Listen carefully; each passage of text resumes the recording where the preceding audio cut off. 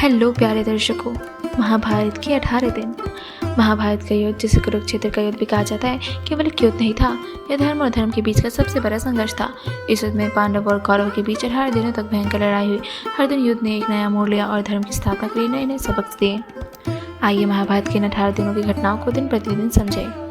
कुरुक्षेत्र के मैदान में दोनों सेनाएं आमने सामने थी।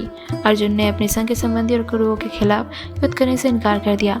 तभी श्री कृष्ण ने उन्हें गीता का उपदेश दिया। यह उपदेश न केवल अर्जुन को बल्कि पूरी मानवता को धर्म और कर्तव्य का महत्व सिखाता है। युद्ध के पहले दिन भीष्म पितामह ने कौरवों की ओर से नेतृत्व किया और पांडव सेना को काफी नुकसान पहुंचाया।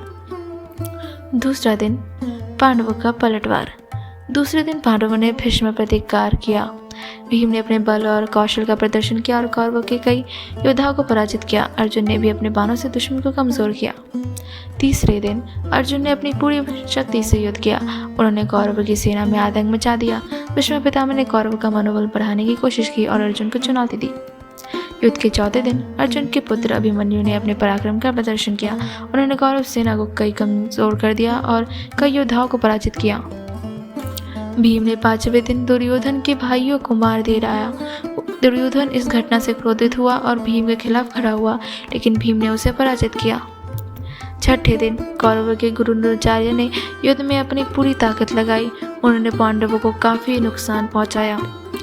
अभिमन्यु ने फिर से अपने साहस का प्रदर्शन किया। उनकी वीरता ने पांडवों की सेना का मनोबल बढ़ाया।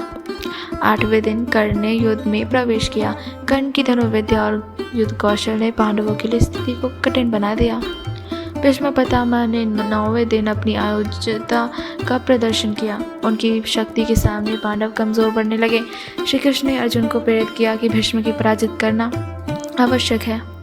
श्री कृष्ण की योजना के अनुसार शिखंडी को भीष्म के सामने लाया गया। शिखंडी के कारण भीष्म ने हथियार डाल दिए और अर्जुन ने उन्हें बाणों की सैया पर लटा दिया। भीष्म पितामह के पतन के बाद द्रोणाचार्य को कौरव सेना का सेनापति बनाया गया। उन्होंने पांडव सेना पर कई रणनीतियां हमले किए। 12वें दिन कौरवों ने चक्रव्यूह की रचना की। अभिमन्यु ने चक्रव्यूह को तोड़ने के लिए प्रवेश किया, लेकिन वह उससे बाहर नहीं निकल सके। कौरवों ने अर्धमपूर्ण तरीके से उन्हें घेर कर मार डाला।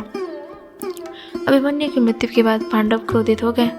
अर्जुन ने जयद्रथ को मारने की प्रतिज्ञा की, जिसने अभिमन्यु को चक्रव्यूह में फंसाने में मदद की थी।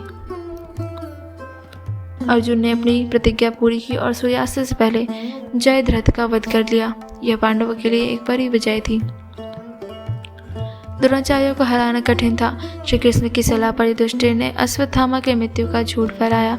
इस छल के कारण द्रोणाचार्य ने अपने हथियार त्याग दिए और धृतद्युम्न ने उनका वध कर दिया।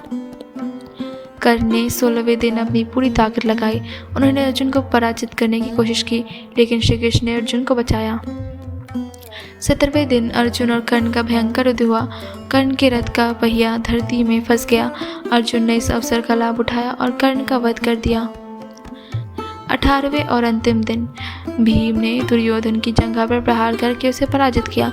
दुर्योधन का पतन धर्म के अंत और धर्म की विजय का प्रतीक बन गया। महाभारत का युद्ध समाप्त हो गया।